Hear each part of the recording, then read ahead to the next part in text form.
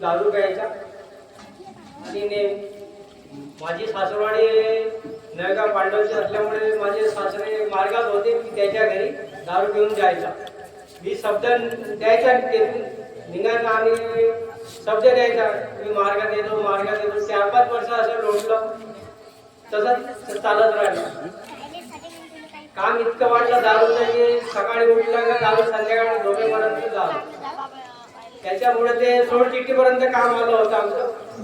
आणि एक दिवस असा आला की मग आमचे भेवतीचे नातेवाईक इथे आणले. पहिले आमचे मार्गदर्शक होते चौधरी साहेब, त्यांच्यानंतर मग आमचे जाधव साहेब मार्ग घेतला. मार्गावर आल्यानंतर मग आमचे खूप समाधान झालो. आणि मला हॉटेलचा फोन होता. मी चायनीजचे दुकान टाकले या पवनीला आणि 6 महिने तिथे दुकान चालवली. मग दुसरी दुकान टाकली बिहापूरला. तिथे एक दुकान चालवलं. पवनीची दुकान माझी घरवाली सांभाळते. असे आम्ही सुखी समाधानी झालो. पण आम्ही हा चर्चा बैठकीला कार्यकर्ते इकडचे असल्यामुळे आम्ही पवनीला राहतो. चर्चा बैठकीला कधी संपर्क पडला नाही. तिथे नाही ओळखी नाही पाळखी नाही. आणि कोण्या